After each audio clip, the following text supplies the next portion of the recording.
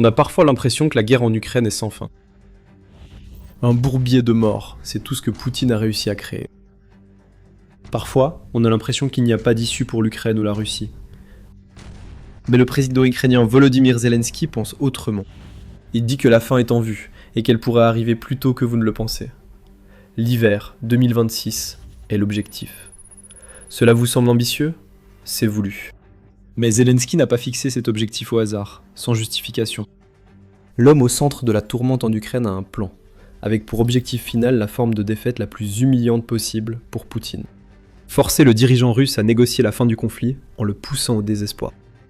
Le 3 août, Zelensky a prononcé un discours devant les chefs des différentes missions diplomatiques de l'Ukraine à l'étranger. Il aurait pu en profiter pour livrer des banalités, pour féliciter ces personnes pour leur travail acharné. Bien que ces éloges aient été exprimés, Zelensky a saisi l'occasion de s'appuyer sur les accomplissements de l'Ukraine en 2026. Avec le soutien des personnes réunies, Zelensky a affirmé que l'Ukraine pourrait mettre fin à la guerre avec la Russie d'ici la fin de l'année, voire avant.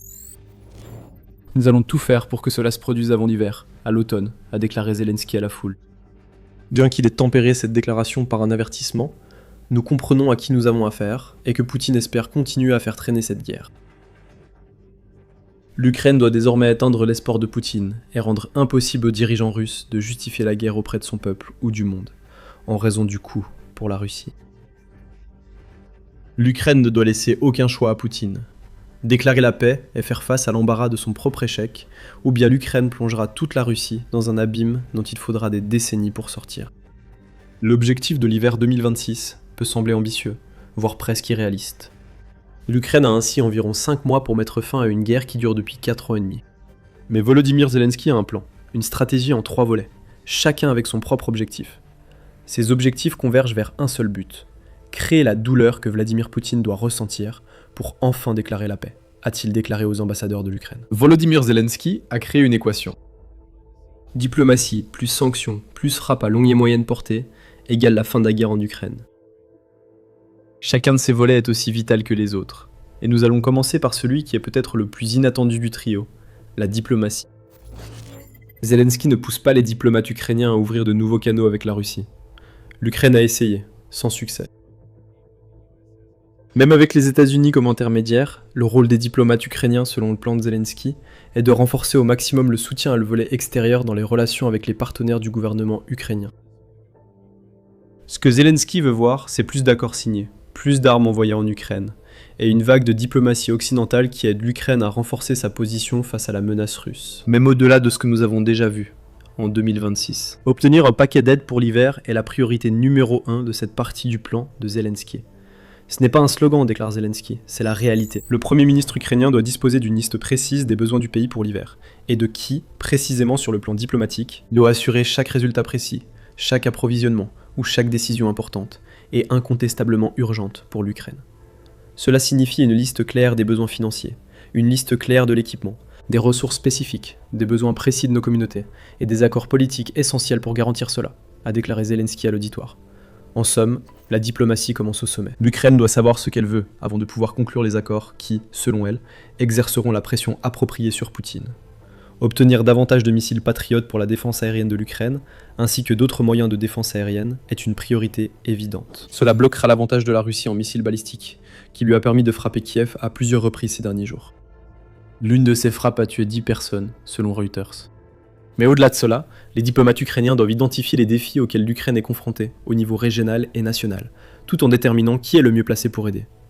Ensuite, ces diplomates doivent faire ce qu'ils savent faire de mieux, conclure des accords. Volodymyr Zelensky a mentionné la Slovaquie, la Roumanie, la Hongrie, la Moldavie et la Pologne comme des voisins avec lesquels l'Ukraine doit renforcer ses relations. De plus, les diplomates doivent aider l'Ukraine à obtenir des drones, notamment en négociant davantage d'accords sur les drones. Le format des accords sur les drones permet à l'Ukraine et à ses fabricants de défense de bénéficier d'un financement annuel à long terme, garantissant une base financière stable à l'industrie. Nos partenaires reçoivent des capacités de défense modernes, a déclaré Zelensky. C'est un domaine dans lequel les diplomates ukrainiens se sont déjà illustrés. C'est grâce à leurs efforts actuels que l'Ukraine a pu conclure 9 accords de drones avec ses alliés, avec 15 autres à différents stades d'avancement, comme l'a rapporté United 24 Media le 3 août. Chaque accord soutient l'Ukraine sur le financement, la fabrication et le développement de nouveaux drones utilisables contre la Russie. Grâce à la diplomatie, l'Ukraine a aussi obtenu un prêt de 103 milliards de dollars de l'Union européenne. Environ 4 milliards de dollars ont été débloqués fin juillet pour financer l'achat de drones et de chasseurs Gripen. La qualité du travail d'une ambassade se mesure à la quantité d'armes et au financement reçu par l'Ukraine. Et les décisions politiques et mesures concrètes qui font pression sur l'ennemi.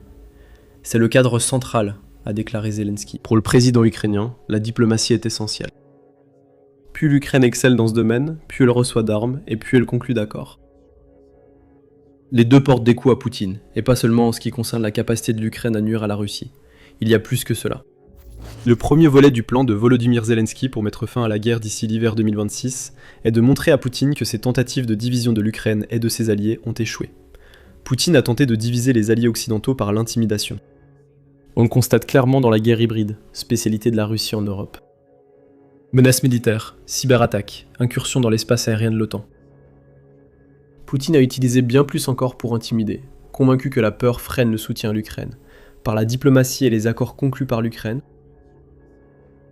montre à Poutine que ses efforts ont échoué. En fait, il provoque l'effet opposé, en rassemblant les alliés de l'Ukraine contre la Russie. Sur le champ de bataille, l'information, c'est le pouvoir. Mais une bataille reste invisible. Chaque jour, des courtiers en données collectent, regroupent et vendent vos données personnelles sans votre connaissance ni votre consentement. Notre sponsor du jour, Inconi, vous aide à effacer ces données de centaines de bases de données en seulement quelques clics. Vos données personnelles et familiales, comme adresse et téléphone, pourraient être en ligne sans que vous le sachiez.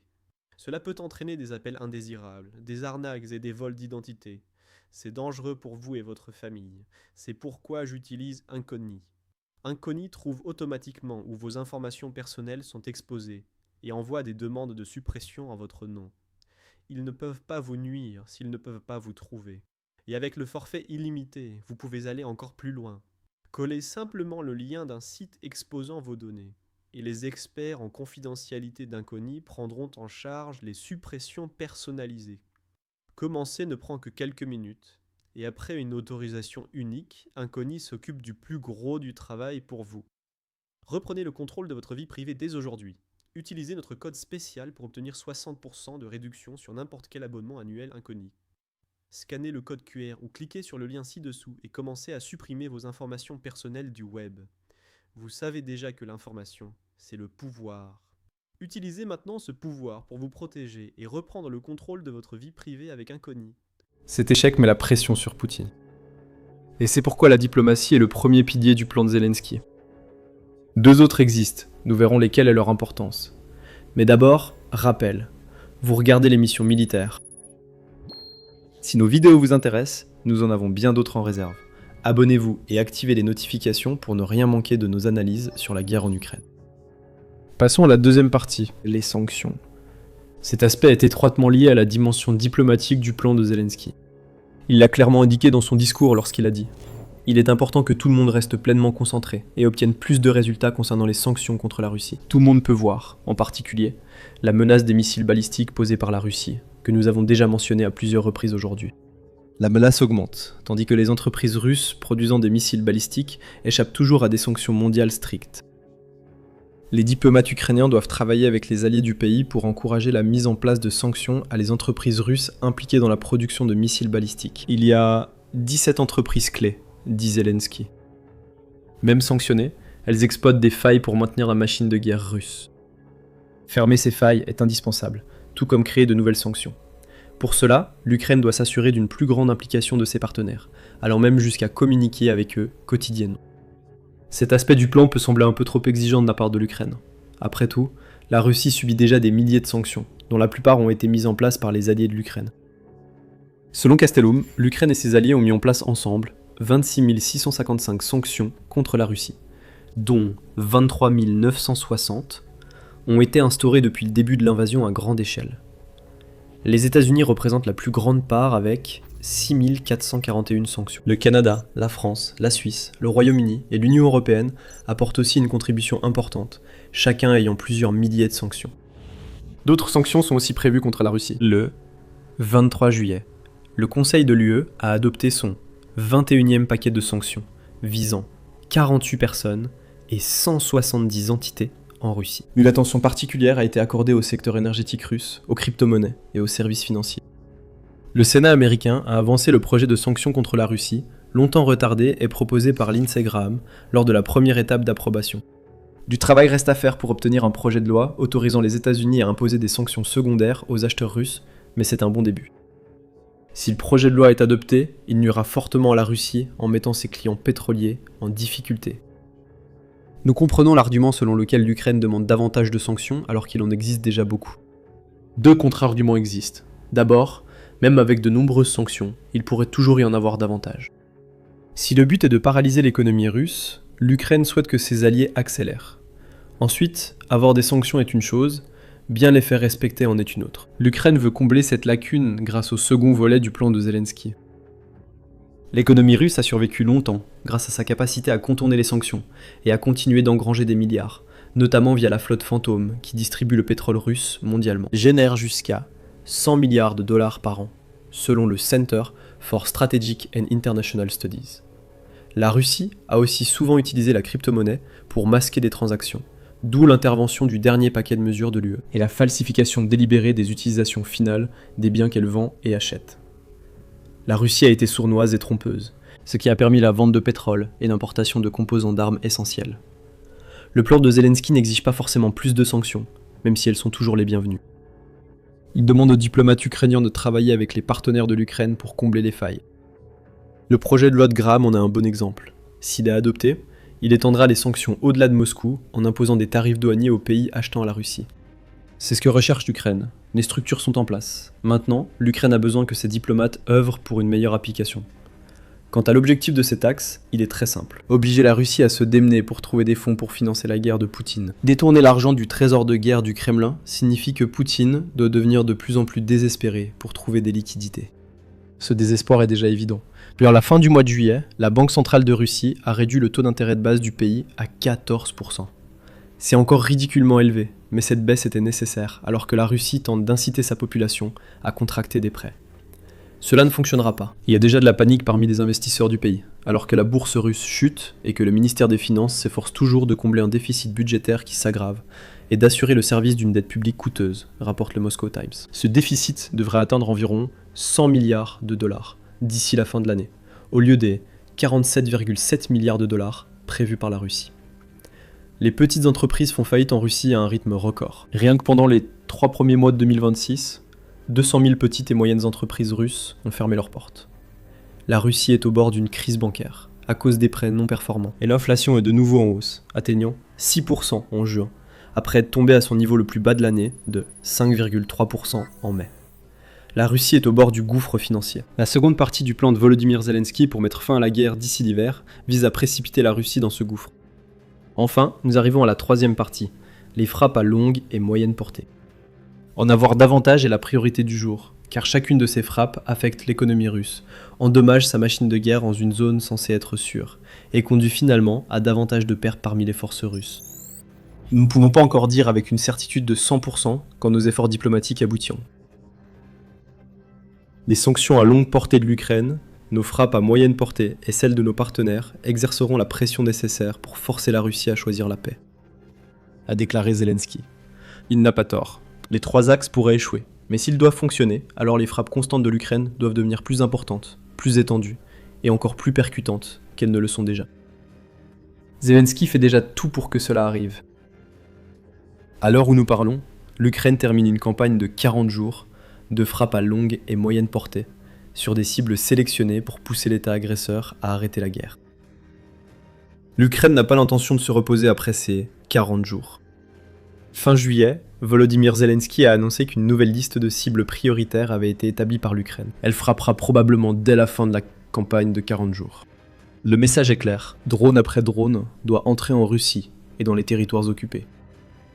2026 a été l'année où ce type de frappe s'est vraiment imposé. La portée des drones ukrainiens s'est étendue au point qu'ils ont frappé 52 régions de la Russie au cours des 7 premiers mois de l'année. United 24 Media note que l'Ukraine a frappé 36 régions en 2025. Donc, 52 représente une augmentation significative. Cela renforce le récit ukrainien, affirmant que plus rien n'est en sécurité en Russie. Depuis le début de 2026, les drones ukrainiens ont frappé les raffineries russes près de 200 fois. Le point culminant étant une frappe de plus de 2500 km contre la raffinerie d'Omsk en Sibérie. Jusqu'à 90% des régions de la Russie ont été contraintes de restreindre la vente de carburant en conséquence. Sur le front de la moyenne portée, l'Ukraine a souvent frappé durement l'autoroute RR 280 de 700 km reliant la Russie continentale à la Crimée et au sud de l'Ukraine. Les frappes mensuelles le long de ce corridor routier sont passées de moins de 20 en janvier à plus de 130 en juin. En mer, l'Ukraine a attaqué les navires de la flotte fantôme ravitaillant la Crimée en pétrole, nourriture et fournitures. Une campagne de 3 semaines en juillet a vu l'Ukraine frapper 201 navires de la flotte fantôme en mer Noire et en mer d'Azov. Derrière les lignes en Ukraine occupées, des drones volent sans cesse pour détruire la logistique russe et affaiblir les assauts sur le front. Ce qui a joué un rôle énorme dans la perte record de 42 860 soldats russes en juillet. Les frappes de drones à longue et moyenne portée sont efficaces. C'est pourquoi Zelensky en demande plus, troisième volet de sa stratégie. Quant à ce que ces frappes accomplissent, il s'agit surtout de la pression exercée sur Poutine. Pas une pression économique, mais sociale. En ramenant la guerre que Poutine a commencée en Russie, l'Ukraine vise à retourner son peuple contre lui. Il y a une raison pour laquelle la cote de popularité de Poutine a connu sa baisse la plus rapide depuis le début de la guerre. Et pourquoi une enquête de juillet de l'Institut de conflictologie et d'analyse de la Russie a montré que 81% des sondés voulaient une fin immédiate de la guerre en Ukraine. De nombreux Russes en ont assez de la guerre de Poutine, tout comme les Ukrainiens, surtout avec les drones longue portée qui leur causent tant de problèmes. Voici les 3 axes du plan de Zelensky. Ensemble, ces axes sont conçus pour ne laisser à Poutine aucune alternative viable autre que la paix. Zelensky affirme que l'objectif est d'utiliser ces 3 stratégies pour amener Poutine à négocier d'ici à l'hiver 2026. Pour que cela se produise, il faudra conclure davantage d'accords, appliquer plus de sanctions concrètement et faire voler plus de drones. Tout cela est à la portée de l'Ukraine, mais il reste une grande question à résoudre. Le plan va-t-il fonctionner ? C'est possible. Mais Zelensky est parfaitement conscient que l'Ukraine a désormais affaire à un fou obsédé, qui considère la paix comme le signe ultime de l'échec. Le président ukrainien affirme que le plan n'a aucune garantie de fonctionner pour cette raison. Actuellement, des rumeurs laissent entendre que Poutine préparait la mobilisation de 500 000 soldats russes. Probablement après les législatives russes de septembre. Ce n'est pas le comportement d'un despote prêt à envisager la paix. Cependant, c'est exactement le genre de choses qu'un homme désespéré, incapable de faire face au nombre de pertes russes qui dépassent la capacité à recruter des volontaires, ferait. Si la Russie mobilise, Vladimir Poutine subirait un contre-coup si fort qu'il pourrait perdre la présidence, ou au moins subir une pression accrue. Associé aux 3 volets du plan de Volodymyr Zelensky, visant aussi à mettre la pression, il y a une réelle possibilité que la position de Vladimir Poutine devienne bientôt intenable. Bientôt pourrait signifier l'hiver 2026. Seul le temps le dira. Même si le plan de Volodymyr Zelensky échoue, ce ne serait pas vraiment un échec. Vladimir Poutine pourrait ne pas accepter la paix. Cela signifierait simplement qu'à la fin de 2026, l'Ukraine serait en meilleure position qu'au début de l'année, grâce à ce plan. C'est gagnant-gagnant pour l'Ukraine. Zelensky espère que la pression portera ses fruits. Vladimir Poutine subit déjà une forte pression, et cela va s'accentuer. L'Ukraine n'est pas la seule à exercer une pression. Les critiques envers la guerre de Vladimir Poutine proviennent désormais de sources inattendues, même d'un prétendu allié qui, face au président russe, lui a demandé d'y mettre fin. C'était une humiliation sans commune mesure pour Vladimir Poutine. Un coup de poignard dans le dos fait en plein jour, sous les yeux du monde entier. Vous pouvez tout découvrir en regardant l'autre vidéo. Et si vous avez apprécié cette vidéo, n'oubliez pas de vous abonner à l'émission Militaire, car nous vous apportons les dernières nouvelles de la guerre en Ukraine. Et merci, comme toujours, de nous avoir regardés.